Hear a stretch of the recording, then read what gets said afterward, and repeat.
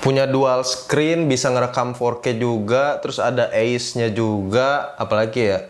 Terus juga dapat mic eksternal dan juga dapat 2 baterai sekaligus. Dan satu lagi, sensornya ini sebesar 20 megapiksel.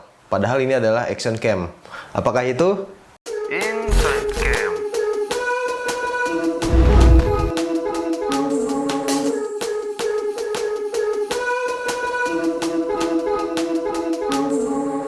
Ya, hari ini gue punya action cam yang biasa dibilang duplikasi dari DJI Osmo Action. Ini dia. Mereknya adalah Akaso Brave 7. Dan Akaso Brave 7 ini dia berbeda dengan Akaso Brave 7 LE. Kalau kalian tahu ya, atau mungkin kalian udah punya yang LE limited edition. Nah, itu berbeda jenisnya sama yang Brave 7 aja, yang ini yang gue pegang ya. Bedanya itu kelihatan dari misalnya dari lensanya. Kalau yang Brave 7 ini dia lebih besar, dan juga di bagian layar depannya dia nggak ada tulisan Brave 7 LE-nya. Jadi polosan aja sih. Nah, sebelum ke kameranya, gue mau buka dulu kotaknya. Dan sebelum gue buka kotaknya, gue mau kasih unjuk dulu nih. Bentuknya tuh ya kayak gini aja gitu ya. Standar lah, standar action cam. Pasti kalau action cam itu rata-rata dia pasti ada displaynya di atas. Dan dia bakal nunjukin bentukan kameranya gitu ya. Oke, keren. Dan di bagian depan sini dia udah nunjukin bahwa dia udah bisa dimasukin ke dalam air kameranya. Dan kiri kanan belakang standar lah. Isinya tuh spek dari kameranya dan juga apa aja yang kita dapat di dalam pembeliannya nanti. Oke, bukannya itu dari bawah ya. Nih udah gue sobek sebenarnya. Udah gue pakai. Ya iyalah, mau dicobain ya kan. Oke. Ini dia. Oke, kameranya nanti dulu. Ini gue buka dulu kali ya. Ketika gue membeli ini kan gue belinya di China ya, menggunakan e-commerce Shopee gitu ya. Dan ini langsung gue beli dari China, dan di pembeliannya dia ternyata dapat mikrofon tambahan. Tapi anehnya ini dia apa ya, di dalam, bukan di dalam gitu naruhnya ya. Dia tuh naruhnya di luar dari kotaknya atau di luar dari box Akaso Brave 7 tadi gitu ya. Jadi gue nggak tahu nih apakah ini sepaket dengan pembelian atau cuma sekedar bonus aja. Oke, bentar, kita lihat dulu dalamnya ya. Nah, dalamnya bisa kalian lihat sendiri lah, isinya lengkap banget ya. Nih, kayak mounting-mounting, ada strap juga, dan juga ini nih, ada baterai tambahannya. Dia dapat baterai 2 ya. Yang satu udah ada di dalam kamera, dan yang satu lagi ini masih diplastikin. Dan juga enaknya dia dapat charging yang bisa ngecas langsung 2 baterai. Jadi lebih praktis ya. Bukan cuma ngasih 2 baterai aja, ngecasnya pun bisa langsung 2 gitu. Terus yang unik lagi, nah ini. Dia dapat, gue keluarin dulu. Nih, remote-nya ya. Dia bisa jadi strap. Jadi nanti bisa dimasukin strap nih sininya nih. Nah, ini keren nih. Remote-nya juga splash proof, katanya sih splash proof. Dan gue sih jujur ya, kalau pakai action cam itu nggak pernah pakai remote, lebih ke mungkin ke smartphone gitu ya, lebih sering gitu ya. Oke, kalian bisa lihat sendiri lah isinya, mounting semua ini ya. Pokoknya lengkap lah, mau buat di helm, di meja atau dimanapun gitu ya, udah ada di sini. Dan juga kabel-kabel ya. Sekarang gue lanjut ke kameranya dulu. Nah, ketika pembelian pertama kali gua kemarin itu di bagian kamera, layar depan belakang itu semuanya ketutup sama anti gores yang burem. Nah, ini biasanya kalau yang kayak gini tuh ori ya, alias asli. Jadi mendingan sih ditutupin sama anti gores yang burem kayak gini, mendingan kalau daripada yang anti goresnya tuh yang polos, yang bening ya. Jadi gua tuh sebagai reviewer atau sebagai pengguna ya, kalau pakai yang bening gitu ya, itu ragu gitu ya mau dicopot, karena emang udah bisa kelihatan gitu ya. Tapi kalau burem kan otomatis nggak bisa kelihatan apa-apa, jadi ya harus dilepas.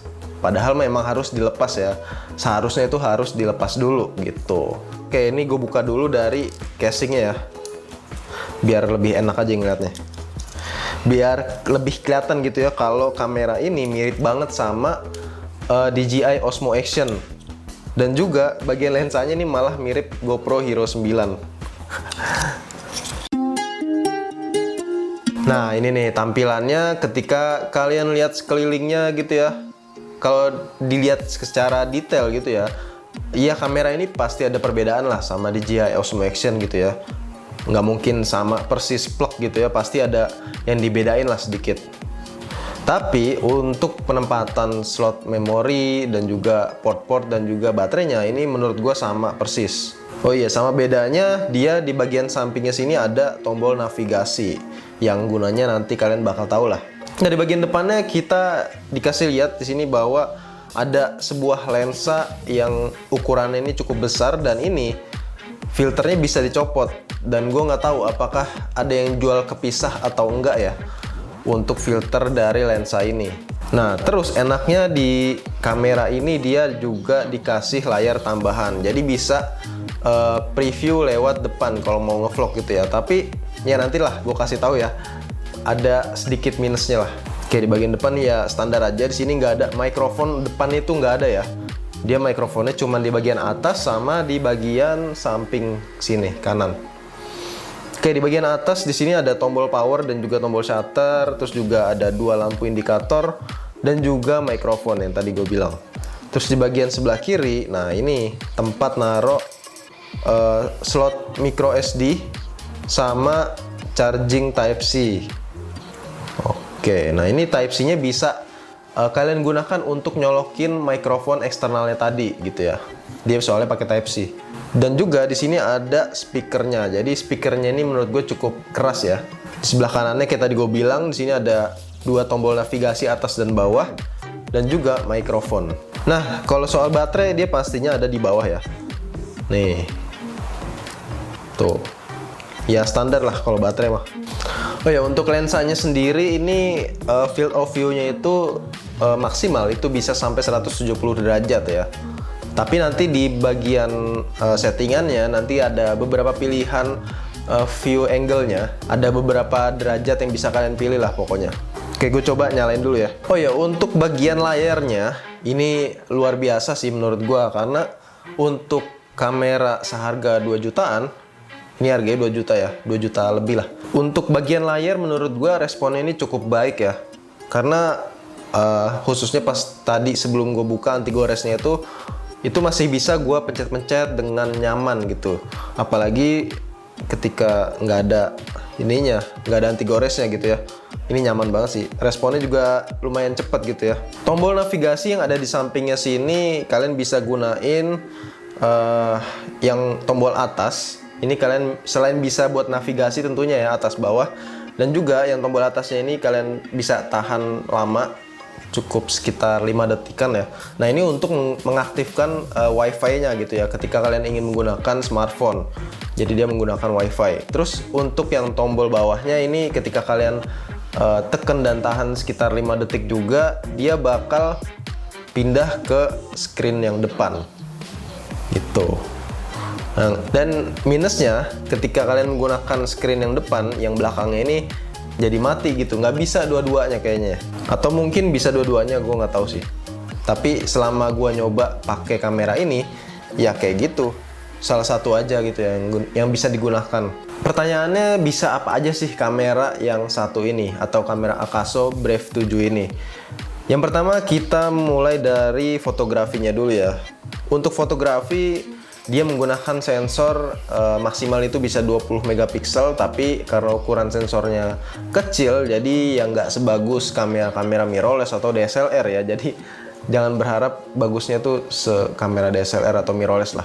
Tapi menurut gua untuk sekelas action cam ini udah action cam 2 jutaan ya, ini udah oke banget sih. Nah, kalau untuk mode-mode fotonya kalian bisa lihat di sini ada self timer, burst photo, time lapse dan juga long exposure. Gitu. Dan untuk video modenya juga cukup banyak, ada slow motion, time lapse, still photo, driving mode. Driving mode ini kayaknya buat di dalam mobil ya, kayak dashboard gitu. Nah, kalau untuk foto dia juga ada pilihan resolusinya ya, mulai dari 20 megapiksel terus turun ke 16 megapiksel, 12 megapiksel, 10, 8 dan juga yang paling kecil itu 5 megapiksel. Tentunya kalau gue sih pakai yang 20 megapiksel ya.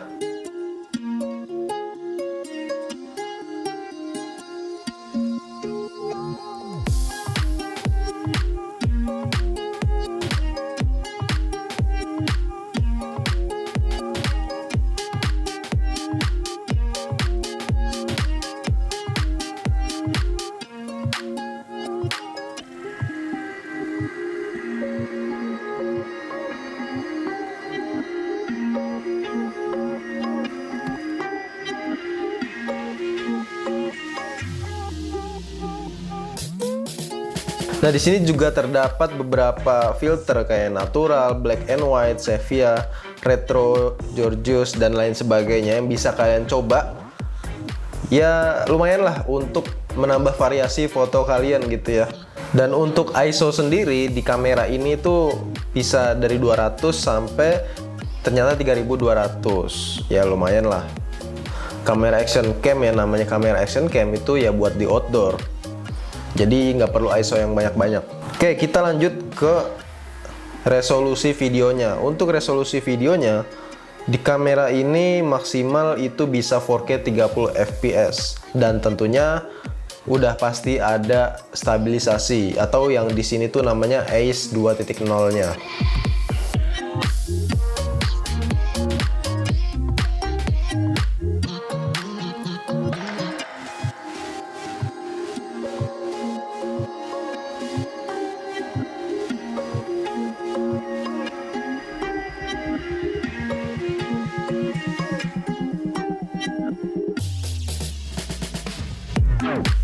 Dan kalau kalian pengen bikin slow motion bisa di 1080 60 fps atau 720 120 fps.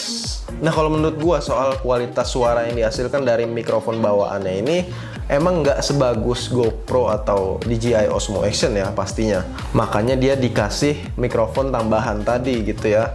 Jadi lebih baik menggunakan mikrofon tambahannya sih menurut gua, karena ya suaranya kurang apa ya, kurang jelas aja sih, atau mungkin kurang kenceng lah, pokoknya kurang oke lah gitu ya kalau pakai mikrofon bawaan dari kameranya ini langsung.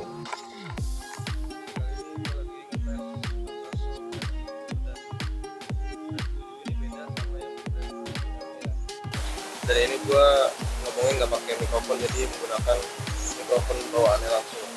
Oke, ini udah kali matahari ya.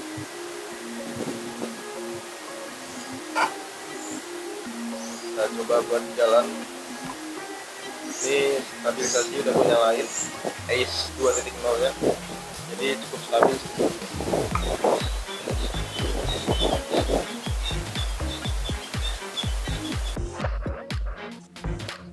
Nah, dan ini adalah contoh suara menggunakan mikrofon eksternal. Oke. Jadi suaranya lebih kedengeran ya, tanpa harus dinaikkan desibelnya gitu ya. Ini gua ngomongnya secara normal aja. Gimana menurut kalian? Cek cek cek cek. Ini kabelnya juga lumayan panjang sih, sekitar 1 meteran lah. Oh ya, tambahan lagi untuk tombol navigasi yang ada di samping sini, ternyata dia bisa dipakai buat ngezoom juga, tapi dia harus dipencet-pencet gitu ya, nggak bisa ditahan gitu ya langsung ngezoom gitu, nggak bisa. Jadi dia harus dipencetnya satu-satu. Jadi ini bisa zoom digital sebanyak 3 kali. Nah, kayak yang tadi gue bilang bahwa viewing angle-nya ini bisa kalian atur, misalnya maksimal ini 170 derajat, bisa kalian turunin dari 140 derajat terus ke 110 derajat dan minimum itu ke 70 derajat gitu ya. Jadi lebih agak menyempit lah. Jadi dia bukan ngezoom ya, karena kalau di zoom kan otomatis resolusinya tuh agak berkurang, jadinya ketajamannya pun berkurang ya kalau kalian ngezoom digital, kecuali ngezoomnya tuh dari lensa atau optical gitu.